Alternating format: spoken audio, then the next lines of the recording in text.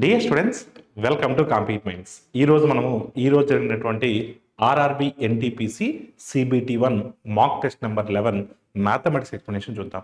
ఇది mock test కాబట్టి exam already రాస్తుంటారు కాబట్టి మీరు ఆ క్వశ్చన్ ఎలా అంటే ఏదైనా క్వశ్చన్ మిస్టేక్ చేస్తే ఆ క్వశ్చన్ ఎందుకు మిస్టేక్ చేశారు, సో ఒకవేళ దానికన్నా మీరు చేసిన మెథడ్ కన్నా బెస్ట్ షార్ట్ కట్ కి మేము చెప్పినట్లయితే వాటిని డ్రాఫ్ట్ చేసుకోవాలి.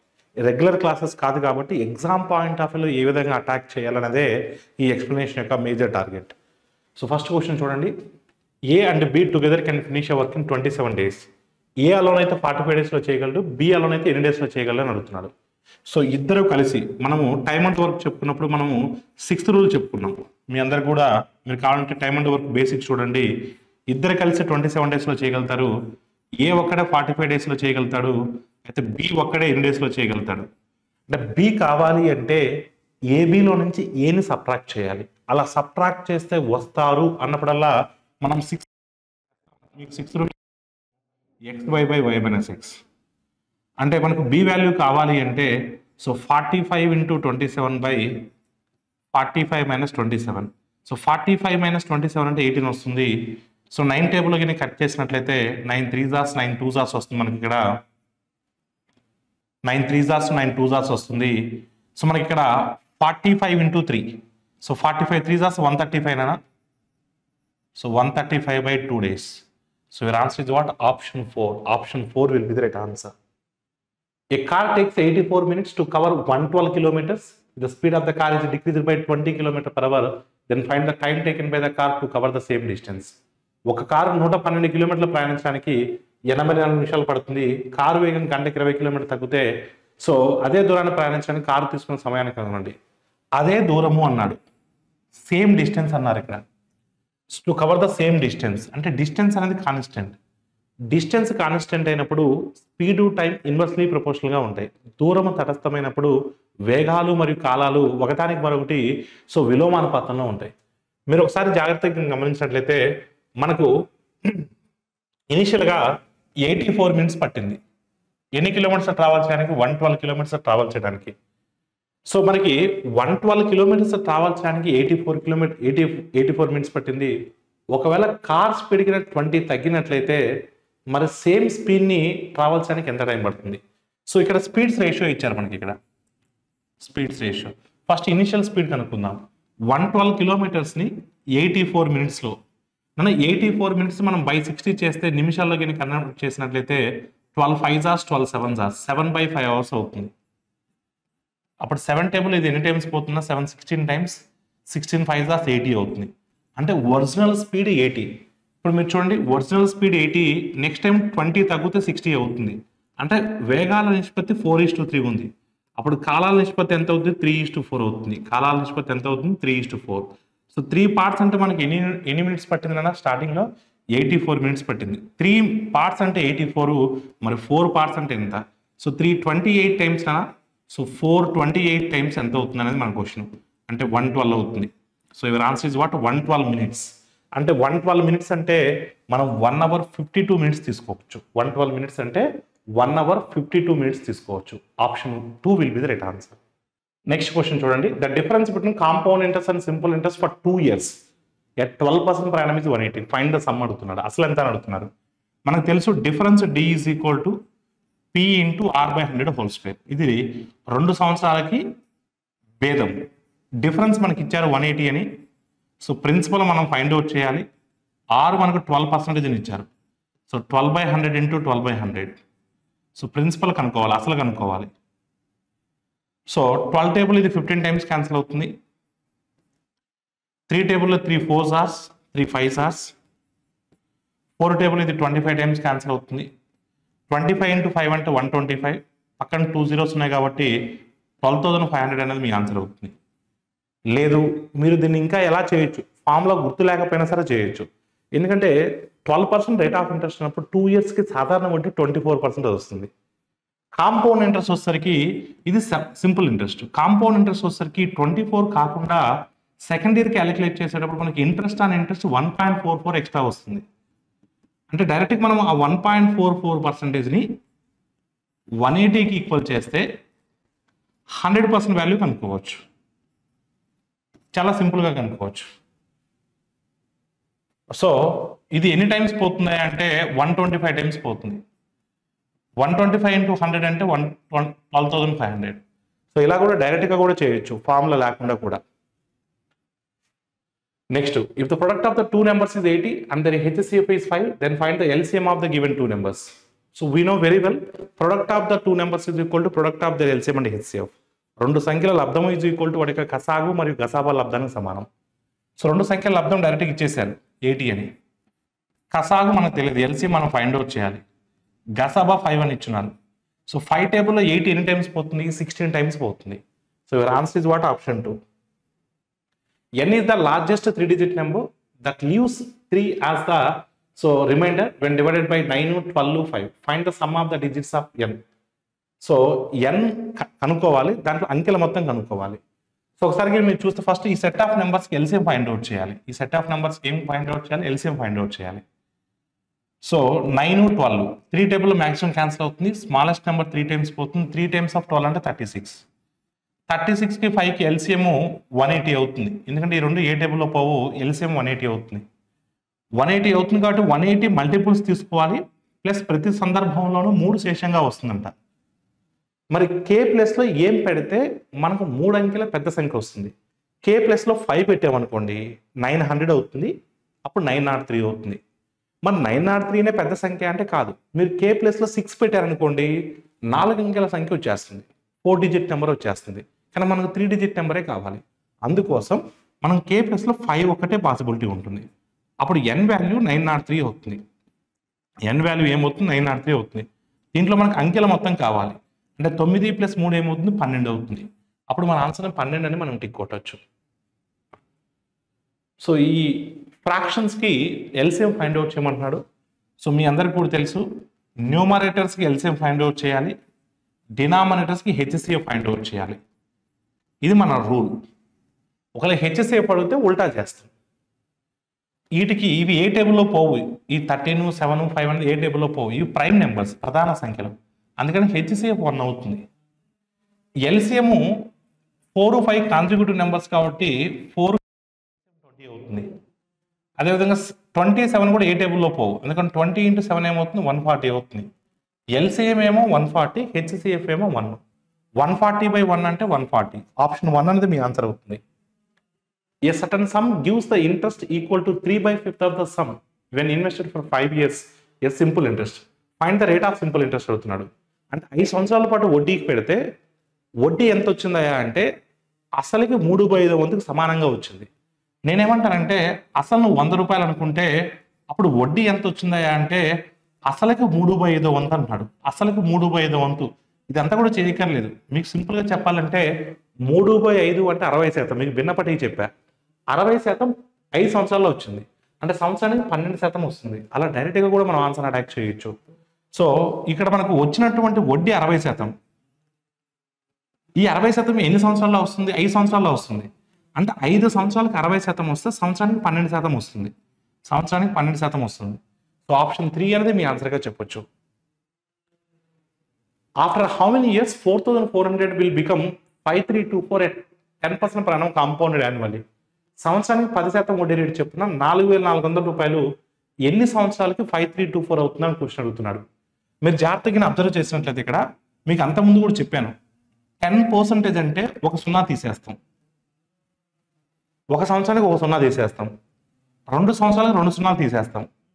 అంటే మన ఆన్సర్ ఇక్కడ దేంతో ఎండ్ అవుతుంది? 4తో ఎండ్ అవుతుంది. ఇక్కడ కూడా 4తో ఎండ్ అవుతుంది కదా. అది క్లియర్ కదా? 4తో ఎండ్ అవుతుంది కదా.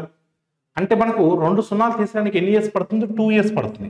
సో డైరెక్ట్గా మన ఆన్సర్ 2 ఇయర్స్ అని చెప్తాం. మనం ఏమి చేయక్కర్లేదు. లేదు మీకు ఒరిజినల్ సమ్ ఎలా చేయాలి సార్ అంటే మీకు కావాలని చూడండి. 4,400 తీసుకొని 10% తీసుకొని ఇలా క్యాలిక్యులేట్ చేసుకుంటూ వెళ్తాం. ఎప్పుడైతే 5,324 వస్తుందో అక్కడ ఆపేస్తాం. 10% అంటే 440, 440ని యాడ్ చేస్తే 4,840, మళ్ళా 10% 484. సో 484 యాడ్ చేస్తే సో ఎంత వస్తుందో మనకు 5,324 వస్తుంది. సేమ్ వచ్చిందా లేదా? 2 ఇయర్స్. ఇదంతా కూడా చేయక్కర్లేదు ఎగ్జామ్ పాయింట్ ఆఫ్ వ్యూలో. ఎగ్జామ్ పాయింట్ ఆఫ్ వ్యూలో మనం డైరెక్ట్గా ఆన్సర్ అటాక్ చేయొచ్చు. Next 40 men take 15 days to finish some work. If the work to be finished in 8 days, then how many additional men should be hired? 40 మంది పురుషులు అయితే ఒక పని 15 రోజుల్లో చేయగలరు. 8 రోజుల్లోనూ పూర్తి కావాలంటే అదనంగా ఎంతమందిని జాయిన్ చేయించాలి అని క్వశ్చన్ అడుగుతున్నాడు. మనకు కావాల్సిన అదనంగా ఎంతమంది కావాలి, అడిషనల్ కావాలి. సో టోటల్గా ఎంతమంది కావాలో చూద్దాం, అప్పుడు అడిషనల్గా ఎంతమంది కావాలో మనకు తెలిసిపోతుంది. ఇప్పుడు 40 మంది ఉన్నారు నాన్న, 40 మంది ఉంటే 15 రోజులు పడుతుంది. మరి ఎంతమంది ఉన్నట్లయితే 8 రోజుల్లో పూర్తవుతుంది. M1 D1 is equal to M2 D2. So 8 table అగిన మీరు చూస్తే 5 టైమ్స్ పోతుంది. సో 15 5 hours అంటే 75. చాలామంది 75 అని ఆన్సర్ పెడతారు, కానీ దట్ ఈజ్ రాంగ్. మొత్తం కావాల్సిన 75, కానీ ఇనిషియల్గా మన దగ్గర 40 ఉన్నారు కదా, ఆ 40ని తీసేయాలి. ఎంతమంది అదనంగా కావాలంటే 35. ఆ 35నే మనం ఆన్సర్గా పెట్టాలి. ఆప్షన్ 1 అనేది మన ఆన్సర్ అవుతుంది. Surya can solve 20 questions in 1 hour. If he can decrease his efficiency by 20%, then how much time it take to solve the same number of questions? Same number of questions అనేది underline చేయండి, ఓకేనా? అంటే same అంటే work same, distance అనేది same, అతను చేయాల్సిన work same. Work same అయినప్పుడు ఏమవుతుందన్నా efficiency time అనేది ఇన్వర్స్లీ ప్రపోర్షనల్ అవుతాయి, ఓకేనా? Surya can solve 20 questions in 1 hour. If he efficiency decreases by 20%, original సామర్థ్యం 100% అనుకుందాం. ఈసారి 20% తగ్గింది. 20% తగ్గిందంటే 80% కదా. అప్పుడు ఏమవుతుందన్నా 5:4 అవుతుంది. ఏమవుతుంది? 5:4. అంటే సామర్థ్యాల నిష్పత్తి 5:4 అవుతుంది. అప్పుడు టైమ్స్ రేషియో ఏమవుతుంది? 4:5 అవుతుంది. టైమ్స్ రేషియో ఏమవుతుంది? 4:5 అవుతుంది. సో 4 parts అంటే మనకి ఎంతనా? 4 parts అంటే మనకు 1 hour 60 minutes. మరి 5 parts అంటే ఎంత ఫైండ్ అవుట్ చేయాలి? సో 4 ఎన్ని టైమ్స్ అనేది 15 టైమ్స్. 4 15 టైమ్స్ 60. సో 5 ఎన్ని టైమ్స్ అన్నా 5 15 టైమ్స్. 5 15 టైమ్స్ ఎంత? 75. సో మీ ఆన్సర్ ఏమవుతుంది? 75 అవుతుంది. సో ఆప్షన్ 3 అనేది మీ ఆన్సర్గా చెప్పొచ్చు. An article was marked 80% above the cost price and sold after a discount of 780. If the selling price of the article is 1380, then find the cost price of the article. ఒక వస్తువును జాబితా ధర కొన్న ధర కంటే 80% ఎక్కువగా మార్క్ చేయబడింది. 780 రూపాయలు తగ్గించిన తర్వాత 1340 రూపాయలు అమ్మారు. అంటే సెల్లింగ్ ప్రైస్ ఏమో 1380, అమ్మకపు విలువ 1380. ఇది తగ్గింపు, డిస్కౌంట్. ఈ రెండు యాడ్ చేస్తే discount plus selling price add చేస్తే మనకి ఏమొస్తుంది? ఎంఆర్పి వస్తుంది. మరి 1300 700 అంటే 2000, 80 180, 80 80 అంటే 160, అంటే 2160 అవుతుంది. ఈ 2160 అంటే ఎంఆర్పి, మార్కెట్ ప్రైస్, ప్రకటన విలువ. ఎంత అబోవ్ ముద్రించాం? 80% అబోవ్ ముద్రించాం, అంటే 180%. అంటే సిపిలో కొన్న విలువకి 180% అనేది 2160. మనకు కావాల్సింది కాస్ట్ ప్రైస్ కావాలి, కొన్న విలువ కావాలి, అంటే 100% కావాలి. ఎన్ని టైమ్స్ పోతుంది? సో మీరు జాగ్రత్తగా గమనిస్తే ఇక్కడ 0కి ఇక్కడ 0 క్యాన్సిల్ అయిపోతుంది. 18 టేబుల్లో 18 1s 18, 18 2s 120 టైమ్స్ పోతుంది. సో 120 టైమ్స్ ఆఫ్ 10 అంటే సో 1200 అనేది కాస్ట్ ప్రైస్ అవుతుంది. సో ఆప్షన్ 4 అనేది మీ ఆన్సర్గా చెప్పొచ్చు. ఇక్కడ మనకు పై చార్ట్ ఇవ్వడం జరిగింది. సెంట్రల్ యాంగిల్ అడుగుతున్నారు, డిగ్రీస్లో అడుగుతున్నారు. కంప్లీట్ యాంగిల్ అనేది 360 degrees అవుతుంది. కాకపోతే మనకు పర్టికులర్గా 45 + 250 అంటే 45 + 250 అంటే 22% ఉంది. 60 + 265, 60 + 265 అంటే 15% ఉంది. దాని తర్వాత 65+ అంటే 6% ఉంది. మొత్తం యాడ్ చేస్తే 21 40. మరి 43% అనేది డిగ్రీస్లో ఎంత? మనందరికి కూడా తెలుసా 100% అంటే 360 degrees. 100% అంటే ఎంత? 360 degrees. మరి 43% అంటే ఎన్ని డిగ్రీస్ అని అడుగుతున్నారు క్వశ్చన్. సో మీరు ఏం చేయక్కర్లేదు. ఇక్కడ ఇది ఎన్ని టైమ్స్ పోతుంది అంటే 3.6 టైమ్స్ పోతుంది. 43 × 3.6 అంటే మన ఆన్సర్ 8తో ఎండ్ అవ్వాలి. ఆప్షన్ చూస్తే 8తో ఎండ్ ఆప్షన్ ఒకటే ఉంది. లేదు, మీరు మామూలు కూడా చేయొచ్చు. 40% అంటే 144 degrees, 3% అంటే 10.8 degrees. 10.8 to 144 154.8. సో మీ ఆన్సర్ ఏమవుతుందన్నా ఆప్షన్ 2 అవుతుంది. సేమ్ క్వశ్చన్ తెలుగులో అడిగారు. సో ఆప్షన్ 2 అనేది మీ ఆన్సర్ అవుతుంది. An article is sold for 657.90 after successive discounts of 15 and 10. What is the market price of the article? 2 తగ్గింపులు ఇచ్చిన తర్వాత 657.90కి విక్రయించినట్లయితే ఆ వస్తువు యొక్క ఎంఆర్పి ఎంత అని అడుగుతున్నాడు, ప్రకటన విల ఎంత అని అడుగుతున్నాడు. ఎంపీ నేను 100 రూపీస్ అనుకుంటున్నాను. ఎంపీ నేను ఏమనుకుంటున్నాను? 100 రూపీస్ అనుకుంటున్నాను. మొదటి రాయితీ ఎంతనా? 15%. 100 మీద 15% అంటే 15. 100 మీద 15% అంటే 15. సో 15 కట్ చేస్తే ఏమవుతుంది? 85 అవుతుంది. 85 మీద మళ్ళీ 10%. 10% అంటే ఎంత? 8.5.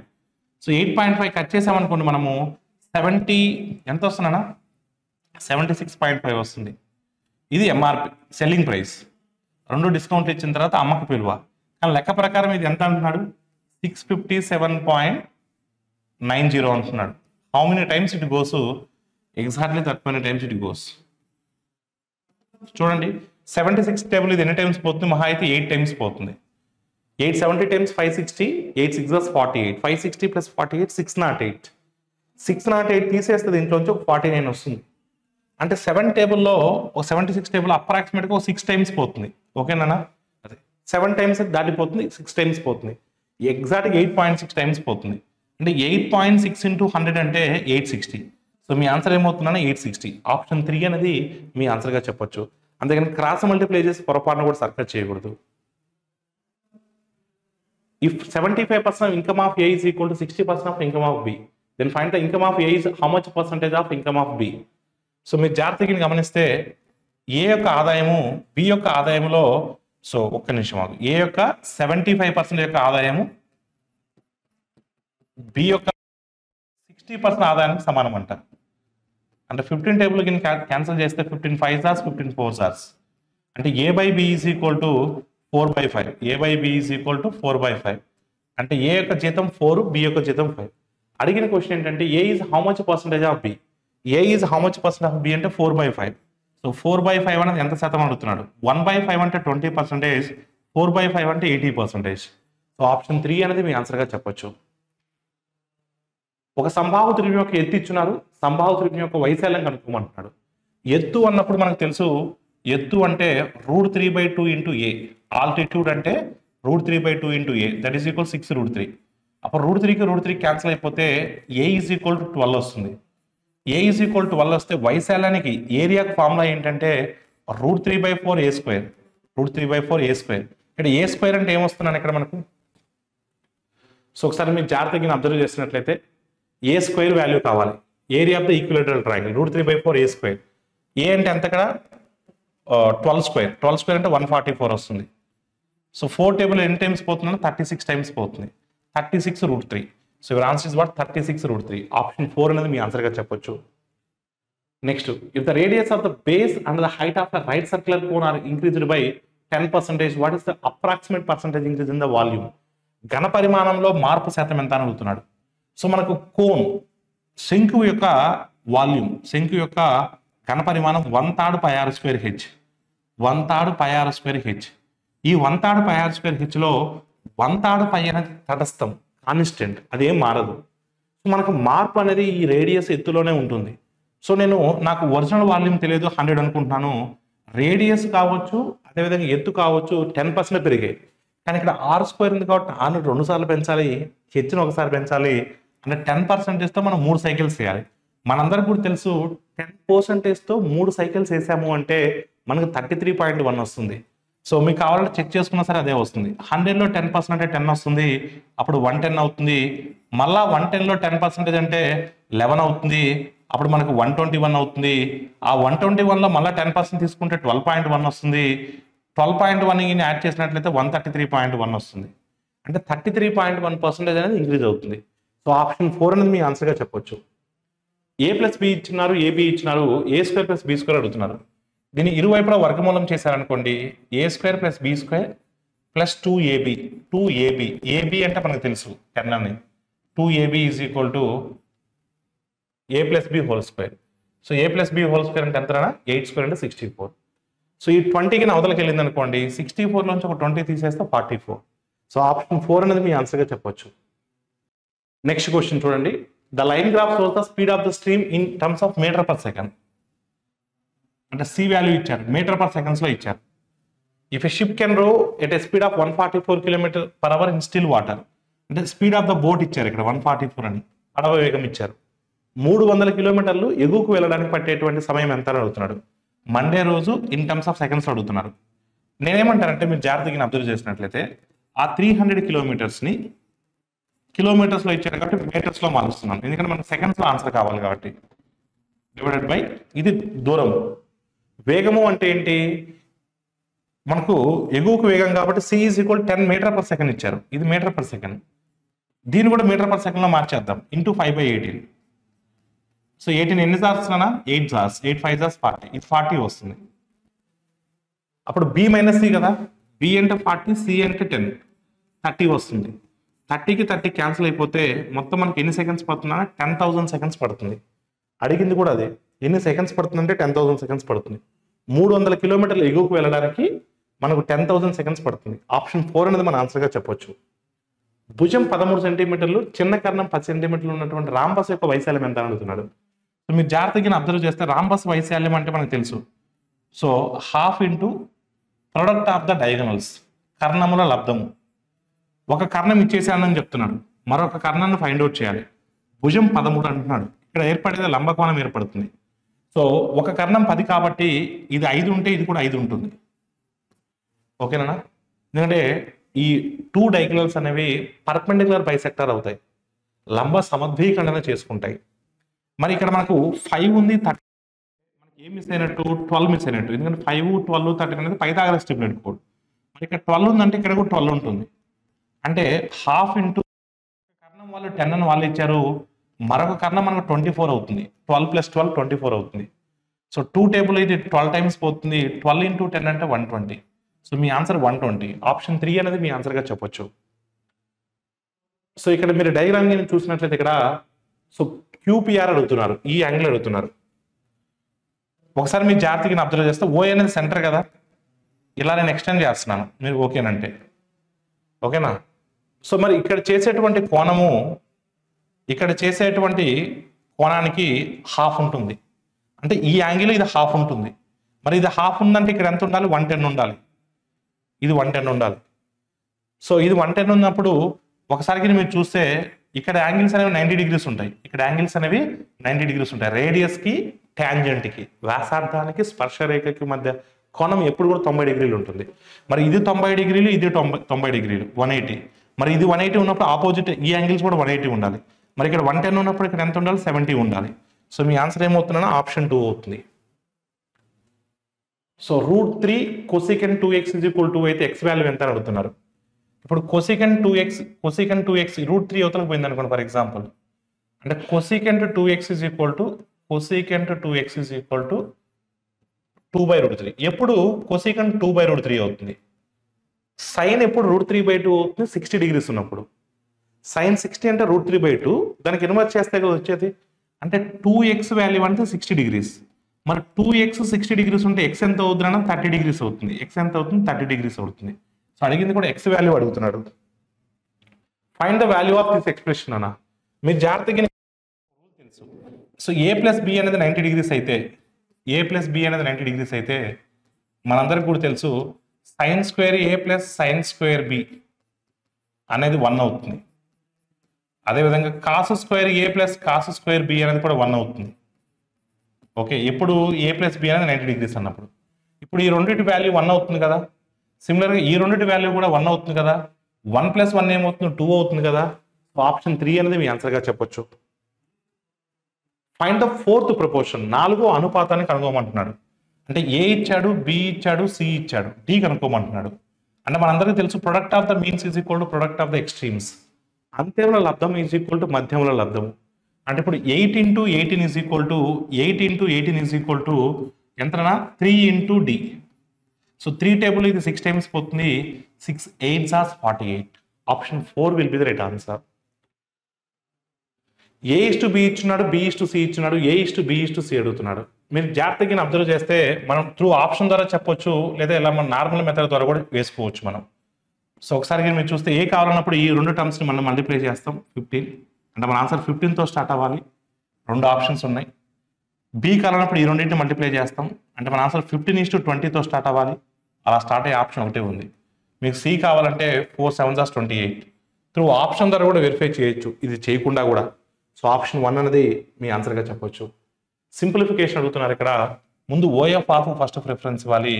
ఇది 6 అవుతుంది, 12/6 అంటే 2 అవుతుంది, 11/2 అంటే 22 అవుతుంది, 22 + 2 అంటే 24 అవుతుంది.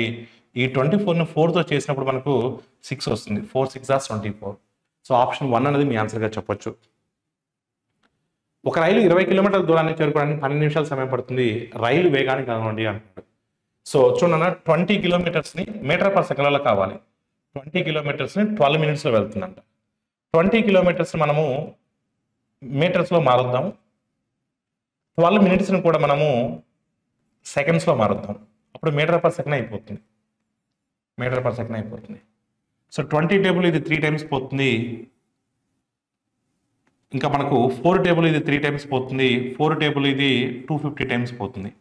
అంటే మన ఆన్సర్ 250/9 మీటర్ పర్ సెకండ్ అని రావాలి. కానీ ఇక్కడ ఆ విధంగా ఆప్షన్స్ లేవు, కానీ మన ఆన్సర్ 9తో అయితే రావాలి. 9 టేబుల్ ఇది ఎన్ని టైమ్స్ పోతుందా? సో 9 25 టైమ్స్ అంటే 225.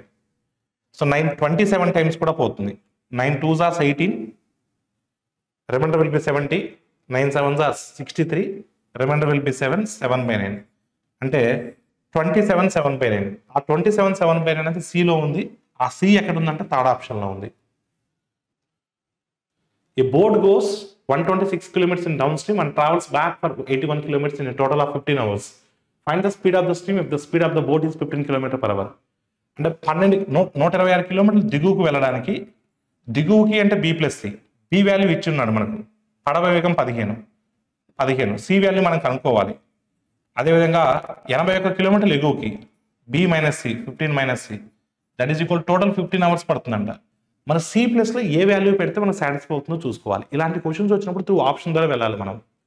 C+లో 2 పెట్టామనుకోండి, ఇక్కడ 13 అవుతుంది. అసలు 13 టేబుల్లో 81 అనేది క్యాన్సిల్ అవ్వదు. 4 పెట్టామనుకోండి, ఫర్ ఎగ్జాంపుల్ 4 పెట్టాను అనుకోండి, సో 4 పెడితే 11 అవుతుంది. 11 టేబుల్లో కూడా 81 పోదు. 5 పెట్టాను అనుకోండి 10 అవుతుంది. 10 టేబుల్లో కూడా 81 పోదు. 6 పెట్టి ఉన్నది అదొకటే. 6 పెడితే 9 అవుతుంది, 9 9s are 6 పెడితే 21 అవుతుంది, 21 6s are 6 + 9 15, ఎగ్జాక్ట్గా సూటబుల్ అవుతుంది. సో ఆప్షన్ 4 అనేది మీ ఆన్సర్గా చెప్పొచ్చు. Find the volume of a right circular cone having diameter 14 centimeters and height 3 centimeters. ఘనపరిమాణం అడుగుతున్నాడు, శంకు యొక్క ఘనపరిమాణం అడుగుతున్నాడు. సో మనకు 1/3 πr²h. పై అంటే 22/7. సో వ్యాసం ఇచ్చున్నాడు, అంటే వ్యాసార్థం 7 అవుతుంది. సో ఎత్తు 3 అవుతుంది. 3కి 3 క్యాన్సిల్ అవుతుంది, 7కి 7 క్యాన్సిల్ అవుతుంది. సో పై r² కదా, ఇంకొక 7 ఉంటుంది. అప్పుడు 22 7s are ఎంత 154. So your answer is what 154.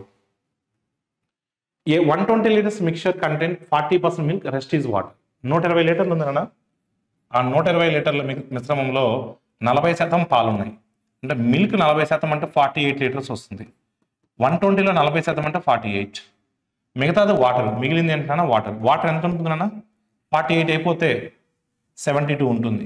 ఇప్పుడు మిశ్రమానికి ఎంత నీరు కలపాలి, బయట నుంచి ఎంత నీరు కలిపితే ఆ మిశ్రమంలోని పాలు 25% అవుతాయంట. మిశ్రమంలోని పాలు 25% అవ్వాలి అంటే నీళ్లు కలిపేటప్పుడు పాలు అంతే ఉంటాయి, అంటే 48 ఉంటుంది. అంటే 48 అంటే 25%.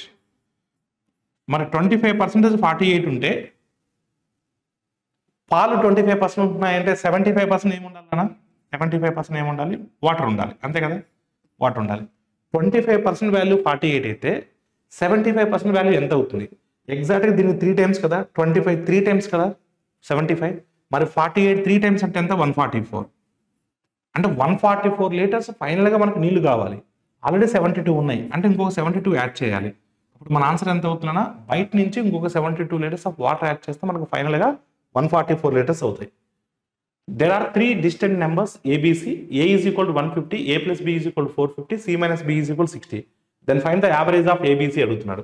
ఇప్పుడు A 150 అన్నా, A 150 అయినప్పుడు ఆటోమేటిక్గా B ఎంత అవుతుంది 300 అవుతుంది, ఎందుకంటే A plus B అనేది 450 కాబట్టి.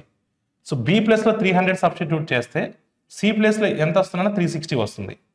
ఇప్పుడు మనకు A ఏమో 150, B ఏమో 300, మనకి ఈ మూడింటికి యావరేజ్ కావాలి. సమ్ ఎంత అవుతుంది 660, 710, 810 అవుతుంది సమ్. సమ్ ఎంత అవుతుందని 810. యావరేజ్ అంటే బై 3 కదా, బై 3 కదా. సో అంటే బై 3 అన్నప్పుడు ఎంత వస్తుందన్నా 270 వస్తుంది. Option 1 is the right answer. So ఇప్పటి వరకు మనం డిస్కస్ చేసినటువంటి ఈ క్వశ్చన్స్ అన్ని కూడా ఈ రోజు జరిగినటువంటి RRB NTPC CBT 1 mark test number 11 mathematics explanation. Thank you all of you.